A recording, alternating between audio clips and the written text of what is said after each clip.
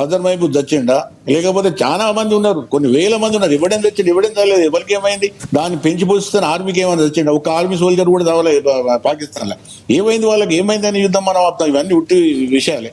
ఇప్పుడు నేను గట్టిగా నాకు ఉన్న అనాలిసిస్ ప్రకారం ఏంటంటే భారతదేశం తొందరగా యుద్ధం ఆపే అవకాశాలు లేవు. ఎందుకు లేవు అంటే ఈసారి అది ఒక కన్క్లూజివ్ లెవెల్, అంటే ఒక ఒక ఒక లెవెల్కు పోయి మొత్తం పాకిస్తాన్ ఒక నిర్వీర్యం చేసే వరకు కూడా యుద్ధం. ఓకే, ఒకవేళ ఇప్పుడు నిజంగానే వాళ్ళు పిచ్చోని చేతులు రాయి కాబట్టి, రోగుడు కాబట్టి వాడు అనుభవం లేయడానికి సిద్ధమవుతారు. అయితే ఇప్పుడు మనకేమైంది? పాత లెక్కలకు మీరు అన్నారు అంతకుముందు, పాత లెక్కలకు ఇప్పుడు మనకు 20% భూభాగం పోతే వాళ్ళకి మొత్తానికే పోతుంది. ఇప్పుడు ఆ పరిస్థితి లేదు. ఎందుకంటే మనకు ఈ మిసైల్ డిఫెన్స్ సిస్టమ్ చాలా స్ట్రాంగ్ గా ఉన్నది కాబట్టి, ఒకవేళ మన టెక్నాలజీ బాగా ఉంటే వాటిని కూడా ఆపగలుగుతాం, వాటిని కూడా పైన కొట్టచ్చు. ఎందుకంటే అవి కూడా మిసైల్స్, ఈవెన్ అణుబాంబులు పంపేది కూడా మిసైలే కాబట్టి ఆ మిసైల్ కూడా ఇంటర్సెప్ట్ చేసి కొట్టేటట్టుంటే దాని ఎఫెక్ట్ కూడా పెద్దగా ఉండదు. కానీ అది ఒకటి మనం ఈయన పడ్డ తర్వాత అనుకుందాం, కొంచెం సేక్ ఆఫ్ ఆర్గ్యుమెంట్ మనం ఒక విషయం కోసం మాట్లాడితే ఒకటి పద్ధతి కావచ్చు, మనం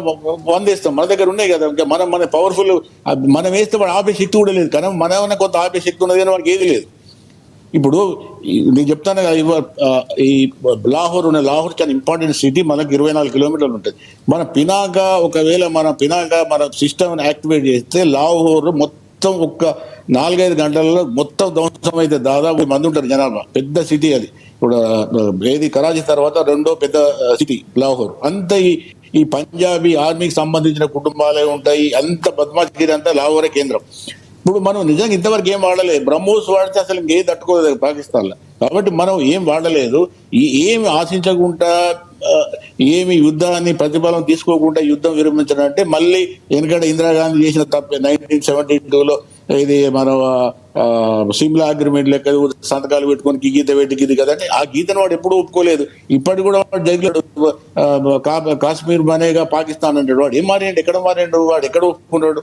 కాబట్టి ఇవన్నీ అనుభవాలు వచ్చినాయి. కాబట్టి భారత ప్రభుత్వం కానీ, రక్షణ వ్యవస్థ కానీ, మిగతా మేధావులు కానీ అది తొందరగా ఒప్పుకునే ఇది అవకాశం లేదు. ఎందుకు అవకాశం లేదంటే ఇప్పటి వరకు నా దృష్టిలో పాకిస్తాన్కి పెద్దగా నష్టం జరగలేదు. ఏదో మనం కొన్ని బాంబులు వేసినాం, వాళ్ళు కొన్ని బాంబులు ఫెయిల్ అయ్యారు, వాడు సెల్లింగ్ చేస్తే మన వాళ్ళు ఒక 20-25 మంది చనిపోయారు, కొంత ఆస్తులు నష్టం జరిగింది. నిజమైన యుద్ధం ఇంకా మొదలు కాలేదు. నిజమైన యుద్ధం ఎప్పుడంటే మనం వాళ్ళ భూభాగం మీద ఎంటర్ కావడం, వాళ్ళు మన భూభాగం ఎంటర్ కావడం, కొంత మనం ఏదైతే భూభాగాన్ని ఆక్రమించుకోవడం, అది యుద్ధం జరుగుతుంది. ఇంతవరకు జరగలేదు. అది బహుశా అనుకుంటా ఇవాళ నైట్ నుంచో రేపటి నుంచో జరిగే అవకాశం ఉంది. కాబట్టి ఇప్పటికి కూడా చెప్పేది ఏంటంటే పాకిస్తాన్ మనం ఉట్టిగానే మళ్ళీ ఎరిపప్పలు అయ్యి మళ్ళీ అంత అయిపోయింది, వాడికి 4 బాంబులు వేసావంటే ఏమీ కాలేదు. వాడికి కావాల్సిన నష్టం చాలా ఎక్కువ కావాలి. అక్కడ కూడా ఫస్ట్ టైం ఏంటంటే ఈ యుద్ధంతో జరుగుతున్నది ఏంటంటే సోషల్ మీడియా వచ్చిన తర్వాత పాకిస్తాన్ జనాలలో కొంత తెలుస్తున్నది. పాకిస్తాన్ ఆర్మీ మేము అనుకుంటున్నంత గొప్పది కాదు, పాకిస్తాన్ ప్రభుత్వాలు దొంగలు. మొన్న నేనే అనుకుంటా ఒక లాహోర్ లో ఒక అమ్మాయి మాట్లాడి ఏమన్నదంటే, మోడీ గారు మా లాహోర్ మీద మీరు బాంబులు వేయకండి, వేస్తే మా రాజకీయ నాయకుల ఇళ్ళ మీద బాంబులు వేయండి, మేమందరం జై మోడీ అంటాం. అంత ధైర్యంగా పిల్లలు కాదు, ధైర్యం ఎక్కడి నుంచి వచ్చింది? మా దగ్గర ఉన్న రాజకీయ నాయకులు ఈ మిలిటరీ వ్యవస్థ దొంగలు అంటే ఇప్పుడు వాళ్ళకి తెలుస్తున్నది. మిలిటరీ దొంగలు, రాజకీయ నాయకులు దొంగలు. కానీ పాపిరెడ్డి గారు, ఇక్కడ ఉన్న వాళ్ళు మనకు సపోర్ట్ చేయట్లేదు. ఎక్కడున్నా మాకంతా మీ స్నేహితులమే, మేము బంధువులు అని చెప్పుకుంటున్నారు. వాళ్ళు మాత్రం ఇక్కడున్న వాళ్ళు మనకు ఒక రకంగా. ఇప్పుడు ఒకటి రాజశేఖర్ గారు దెబ్బతిన్నోడు ఆ మాట మాట్లాడుతున్నాడు. ఇప్పుడు ఇవాళ ఒకటి పంజాబ్ ఒక క్లారిటీ వచ్చింది వాళ్ళ మీద. ఒక విషయం చెప్తా ఇక్కడ, ఈ ఇప్పుడు ఏదైతే అమృత్సర్ను దెబ్బతీయడానికి వాళ్ళు 3 సార్లు ప్రయత్నం చేశారు. 3 సార్లు పెద్ద ఎత్తున మిసైల్స్ ప్రయోగించారు. దాని యొక్క వెనుక యుద్ధతంత్రం ఏంటంటే దాని ఏంటంటే ఒకవేళ పొరపాటు స్వర్ణ దేవాలయం అంటే గోల్డెన్ టెంపుల్ మీద పడితే ఖలిస్తానవాదాన్ని మళ్ళొకసారి లేపాలి.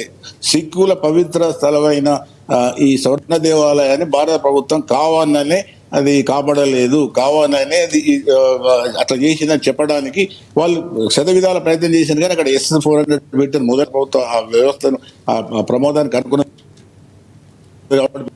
పెట్టారు. వాళ్ళ 2-3 సార్లు దాదాపు అమృత్సర్ అవన్నీ మిసైల్ కాబట్టి చేస్తున్నారు. చేస్తే కానీ వాళ్ళకి చేతన అయితే లేదు. వాళ్ళకి ఒకవేళ ఈ ఎయిర్ డిఫెన్స్ లేకపోతే నేను అనుకుంటే దాదాపు ఒక 15-20 సిటీలలో తీవ్రమైన నష్టం భారతదేశంలో జరిగింది. వాళ్ళు వాడు ఒక దుర్మార్గుడు, వాడు ఒక ఉన్మాది దుర్మార్గునికి వాడికి మామూలు విషయాలు నచ్చవి, మనం చెప్పింది విన్నాడు. కాబట్టి ఆ ఉన్మాదికి ఒక పెద్ద సమాధానం ఏంటంటే Right. మనం మాటలలో కాదు చేతలలో చెప్పాల్సిందే. కాబట్టి మొత్తం మీద మనం ఏం చూసుకుంటే అర్థమయ్యేది ఏంటంటే ఇప్పటి వరకు పాకిస్తాన్కు పెద్దగా నష్టం జరగలేదు. ఇప్పుడు ఇంకా జరగాల్సింది చాలా ఉన్నది. ఆ మిలిటరీ దెబ్బతినాలి. ఇప్పుడు ఉదాహరణకు ఒకవేళ నిజంగానే ఇండియా ఒక నిర్ణయం తీసుకుంటే మొత్తం కరాచీ పోర్టును బ్లాకేడ్ చేయాలి, అవసరమైతే అటాక్ చేయాలి, ఆర్థిక వ్యవస్థ నష్టం చేయాలి, లాహోర్ దెబ్బతీయాలి. ఎందుకంటే ఇప్పుడు అదే బార్డర్ లో ఉన్న అన్ని ప్రాంతాలను వాళ్ళు షెల్లింగ్ చేశారు. మనం కూడా షెల్లింగ్ చేయొచ్చు. మన ఏరోప్లేన్స్ మిసైల్స్ కూడా అక్కర్లేదు. జస్ట్ పినాకిని ఓడితే 40 కిలోమీటర్ల దాని కెపాసిటీ ఉంటుంది. అది 24 కిలోమీటర్ల లాహోరు.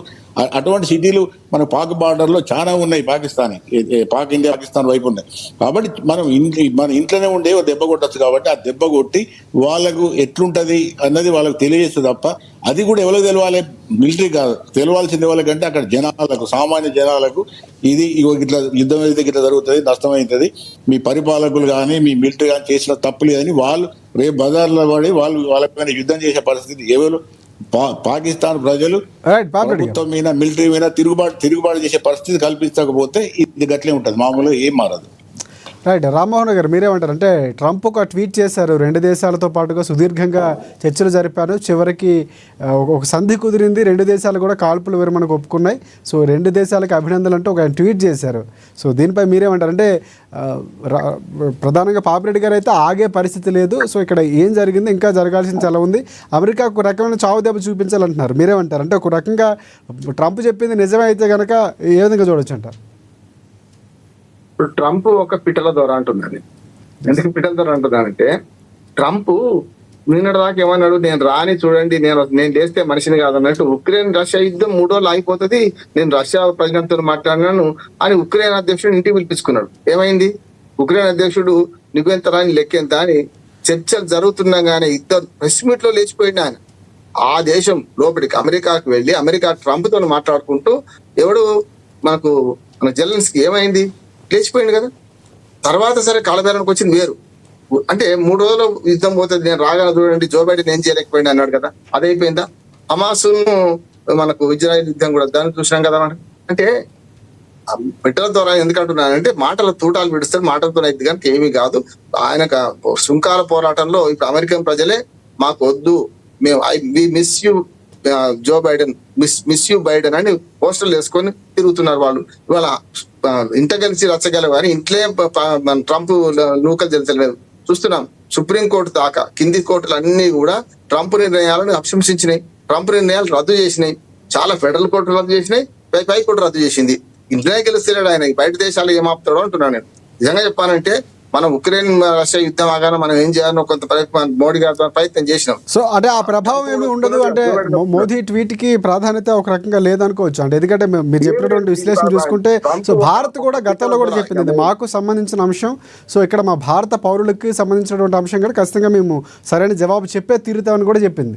ఇంకో మాట చెప్తాను.